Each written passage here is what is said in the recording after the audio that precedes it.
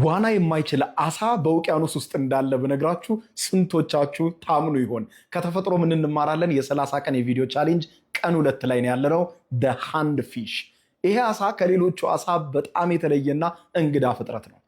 እንደሌሎቹ ውቅያኖስ ውስጥ እንደሚኖሩ እንደ ጓዶቹ አሳዎች መዋኘት አይችልም። ይልቁንም በእግሮቹ በውቅያኖሱ መሬት ላይ ሲራመድ ነው የምታዩት። ውቅያኖስ 3 ክፍሎች አሉት። የመጀመሪያው the light zone ትዋይላይት ዞን እና ዳርክስት ዞን ይባላል። ላይት ዞን የላይኛው ሲሆን ትዋይላይት ዞን ወይም የድንግዝግዝ ዞን የምንለው ደግሞ የመካከለኛውና ብርሃን ብዙ የማይደርስበት ነው። የመጨረሻው ዲፕ የሚባለው ወይም ደግሞ ዳርክስት የሚባለው ዞን ደግሞ ጥቁር ጨለማ የሆነው ቦታ ላይ ነው መሬቱ ያለበት የውቅያኖሱ። እዛ ላይ ነው የሚኖረው ይህ አሳ። በመሬቱ ላይ ነው ወክ የሚያደርገው እንጂ ፈጽሞ መዋኘት አይችልም። በውሃ ውስጥ እየኖረ መዋኘት አለመቻሉ ብቻ አይደለም ከሌሎች አሳዎች የሚለዩ።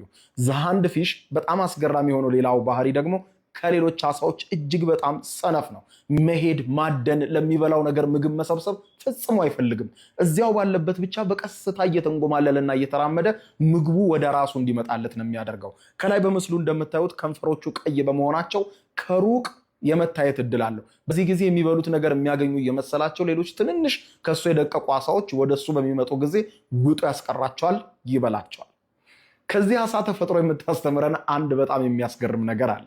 በብዙ ስኬታማ ሰዎች ተከብባችሁ ማለት፣ በየቀኑ ስለ ስኬት ስለ መነቃቃት አወራችሁ ማለት፣ ወይም ደግሞ በሆኑ መልካም ሰዎች ተከብባችሁ ማለት እናንተ ያ ናችሁ ማለት አይደለም። ብዙ ጊዜ ስለ ስኬት ደጋግመው የሚያወሩ ሰዎች በዙሪያቸው የሉም? ብዙ ጊዜ ስለ መልካምነት ብዙ የሚያወሩ ግን መልካም ያልሆኑ ግን ስኬታማ ያልሆኑ፣ በሀብታሞች የተከበቡ እንደ ሀብታም አክት የሚያደርጉ ግን ሀብታም ያልሆኑ ሰዎች አጋጥሟቸው አያውቁም?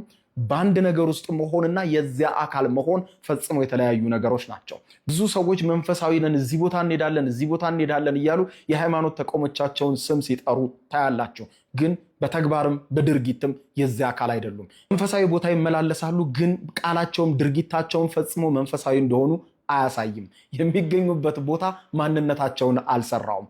እኔም እላችኋለሁ ተፈጥሮ በዚህ አሳ በኩል የምታስተምረን አንድ ነገር ነው። በውቅያኖስ ውስጥ ሰርጎ እንዳለው በጥልቁ ላይ እንደሚኖረውና ዋና እንደማይችለው አሳ አትሆኑ። እዚያ ነገር ውስጥ ካላችሁ ያንን ነገር የምትናገሩትን ሁል ጊዜ የምታወሩለትን ነገር ኑሩት ልላችሁ ፈልጋለሁ። የ30 ቀን ተፈጥሮ ምን ታስተምረናለች የቪዲዮ ቻሌንጅ እንደቀጠለ ነው። በነገው ዕለት በ3ኛ ቪዲዮአችን እንገናኛለን። ይመቻችሁ።